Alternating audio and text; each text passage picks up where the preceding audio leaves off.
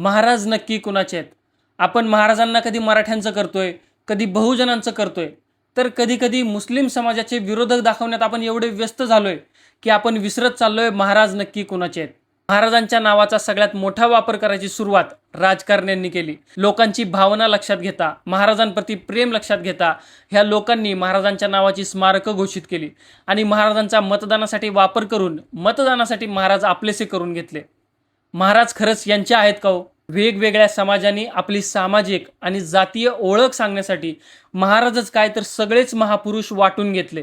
त्यानंतर काही हुल्लड तरुणांनी शोबाजी करायला, दारू पिऊन डीजे समोर नाचायला, बळजबरी चौकात नेऊन पुतळे बसवून वातावरण खराब करायला महाराजांना आपलंसं केलं. महाराज खरंच यांचे तरी आहेत का हो? खुलेआम चालू असलेली गुंडगिरी, महिलांवर होणारे अत्याचार आणि अशा गोष्टींना समर्थन देणारे हे सध्याचं नाकर्तं सरकार, ह्या सगळ्याच गोष्टी महाराजांना मान्य नसतील.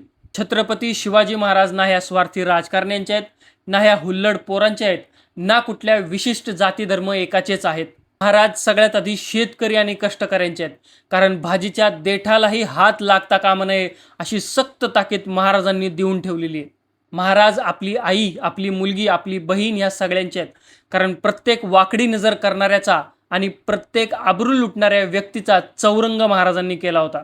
निस्वार्थपणे गड किल्ले संवर्धन, गडांची स्वच्छता, गड किल्ल्यांची सेवा करणाऱ्या तरुणांचे महाराज आहेत. महाराज ह्या सरकारी सावकारांना प्रश्न विचारणाऱ्या तरुणांचे आहेत. महाराज प्रत्येक कष्टकरी, इमानदारी करणाऱ्या माणसाचा आधार आहेत आणि महाराज त्या प्रत्येकाचे आहेत जो मी महाराजांच्या जवळ आहे अशी शोबाजी करत नाही.